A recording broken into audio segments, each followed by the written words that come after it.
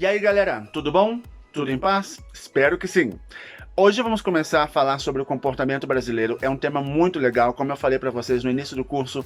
Nesse nível 3 nós vamos trabalhar muito com a cultura do Brasil, vamos entrar bem a fundo na cultura do Brasil, que é uma característica importante para você poder aprender a língua do país. E eu falei que vamos aprender sobre os sotaques do Brasil e os estereótipos do Brasil, mas hoje vamos dar o primeiro passo nesse rumo à cultura, falando um pouquinho sobre o comportamento brasileiro. Como vocês podem ver aqui na apresentação, fala sobre os costumes do povo brasileiro. E vamos tentar responder a seguinte pergunta: como se comportam os brasileiros em algumas situações específicas? São situações muito engraçadas que eu só comecei a prestar atenção depois que eu saí do país e comecei a trabalhar com a cultura. Então vamos ver, vamos descobrir que situações são essas. Nós temos a primeira que fala sobre o atraso. Diz: no Brasil costuma-se chegar mais ou menos 30 minutos depois do horário do convite. Nunca se chega antes da hora marcada. Ou seja, que se eu convidei vocês para um evento às 9 da noite, vocês não vão chegar às 9 da noite. Vocês vão chegar às 9h30 e também não vão chegar às 10 para as 9. Sempre 30 minutos de atraso é costume você chegar depois. Eu confesso para vocês que para mim é difícil porque eu venho de uma família, vocês sabem, eu acho que eu já comentei em algum momento, de origem suíça e alemã, então são duas culturas famosas e reconhecidas pela pontualidade. Então conviver nesse contexto brasileiro é para mim um pouco difícil porque eu sempre chego no horário. Então se você marca comigo às 9 da noite, eu vou estar lá às 9 da noite. Vamos passar para o próximo? O próximo continua falando sobre o atraso e fala: um atraso de 15 minutos no Brasil é normal. Isso é verdade, as pessoas já costumam chegar 15 minutos, lembrando que em grandes cidades, por exemplo, é muito complicado você chegar no horário por causa do bendito trânsito. Então, se você está em São Paulo, você sabe que as pessoas sim vão se atrasar. Já é costume. Para mim é um pouquinho complicado, porque também as pessoas não ligam e não avisam ou mandam uma mensagem. Agora com a tecnologia mandam mais mensagens, mas antes não. Então você supunha que a pessoa estava chegando, então eu ficava pensando: será que ela vem, será que ela não vem, será que ela vem, será que ela não vem? O que eu vejo que na Colômbia é diferente, porque as pessoas sim mandam mensagens ou ligam falando: vou me atrasar, estou no trânsito. No Brasil já é como uma coisa clara de que você vai se atrasar. Então é um pouquinho complicado essa característica. Passamos ao próximo. O próximo fala de mais uma pessoa. Diz: em festas, reuniões, churrascos, mas não em jantares. Lembra que no Brasil se faz churrasco por tudo: velório, casamento, batizado. Velório é mentira.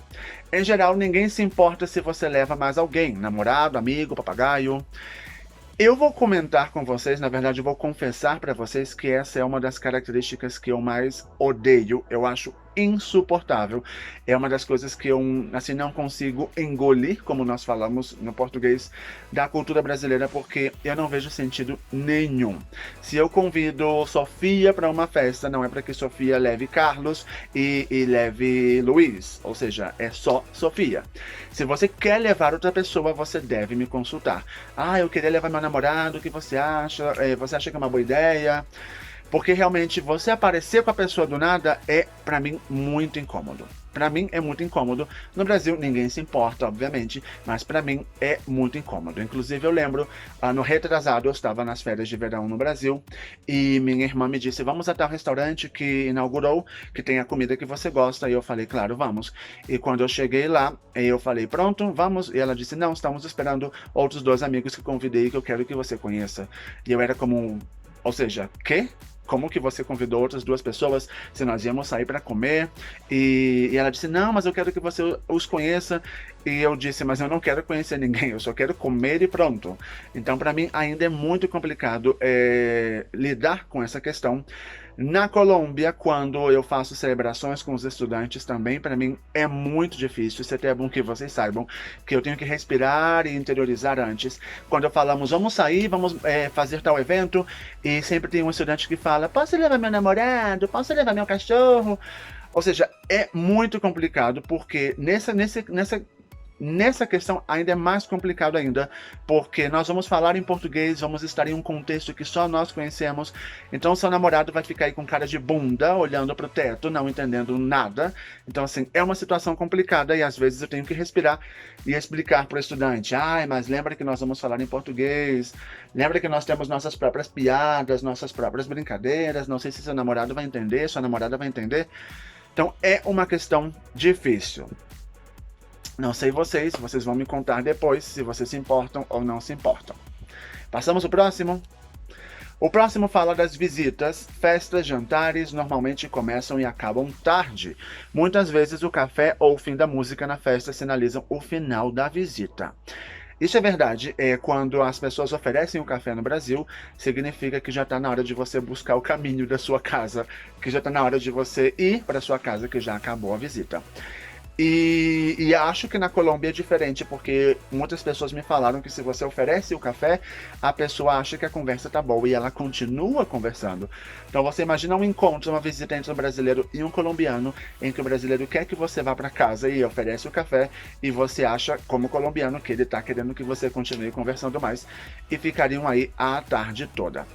Eu lembro que uma vez eu convidei alguns estudantes para minha casa, eu estava cozinhando, não lembro, isso quando eu morava em um hotel em Laureles, e eu ofereci, obviamente, o café para eles, acabei a música e eles continuavam no mesmo lugar, e eu não sabia como mandá-los para casa, porque eu tinha muitas outras coisas para fazer, eu tinha que ir buscar uma coisa em outro lugar e eu não sabia como mandá-los para casa, e eu lembro que eu estava totalmente desesperado, sem saber o que fazer. Então vocês me contem o que vocês fazem para mandar a visita para casa. Vamos para o próximo e último comportamento brasileiro, que fala sobre os convites. Essa é uma questão importante que vocês tenham clara, que convites sem especificação de tempo, como passa lá em casa, aparece em casa, ou vamos tomar um café qualquer dia, não são realmente convites. Isso eu só comecei a prestar atenção depois que eu saí do Brasil, porque antes para mim era totalmente normal, eu faço de uma maneira natural. Então, por exemplo, se eu encontro uma pessoa na rua, eu digo, ei, tudo bom, como vai? Passa ali em casa, vamos marcar para sair, para comer, para o restaurante. Isso é apenas por pura formalidade ou pura gentileza, nós nunca vamos marcar nada, na verdade. Eu acho que agora também já está incomodando bastante o povo brasileiro, porque você sempre fala, mas nunca vai. Então eu lembro que tem uma frase muito famosa que é você sempre marca, mas nunca aparece. E é verdade. Eu, por exemplo, digo isso muitas vezes, vamos marcar, vamos nos encontrar, e eu nunca vou no lugar.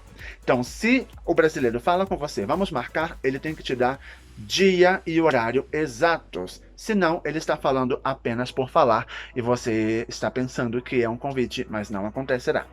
Eu lembro que alguns professores já tiveram algumas dificuldades ou situações divertidas aqui na Colômbia, porque falou com amigos, passa lá em casa, e ele realmente foi, um amigo colombiano, ele realmente foi, e o brasileiro estava como, você o que está fazendo aqui se eu não te chamei para minha casa? Então, assim, é uma situação engraçada que acontece. Inclusive, eu lembro que eu trabalhei com um grupo que tinha acabado de trabalhar com uma professora amiga minha, e eu perguntei como foi trabalhar com fulana, porque ela é muito querida, muito boa pessoa, e eles me falaram, sim, ela é muito querida, ela nos convidou para sua casa. E eu falei, é? Quando que vocês vão? E eles falaram, não, ela não disse a data nem dia, mas ela nos convidou. E eu pensei e falei, ela não convidou vocês para nada, ela apenas falou por formalidade. Então eles ficaram muito tristes porque ela realmente não tinha convidado para sua casa, mas isso acontece.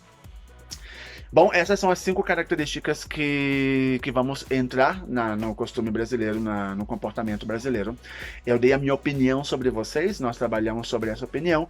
E agora vocês vão para o Kahoot. Nós vamos entrar no Kahoot, vocês já têm o número e já está localizado o Kahoot, em que vocês vão responder 3 perguntas. Tem 3 áudios, vocês vão escutar esse áudio, vão entender a situação e vão responder para que eu possa ver se vocês entenderam sobre o comportamento brasileiro, se está tudo ok e muito legal. Depois de responder o Kahoot, vocês vão passar para o Flipgrid. Nesse aplicativo vocês vão responder as mesmas perguntas que eu respondi aqui. Elas estão aí as 5 perguntas, eu não lembro se são 5, mas estão aí as perguntas, e vocês vão respondê-las em vídeo. Lembrando que são máximo 5 minutos de vídeo. Então organizem bem aí para vocês não passarem do tempo e responderem as 5 perguntas. todo mundo pode assistir o vídeo de todo mundo. Essa é a interação que nós vamos criar, já que não podemos estar na sala de aula.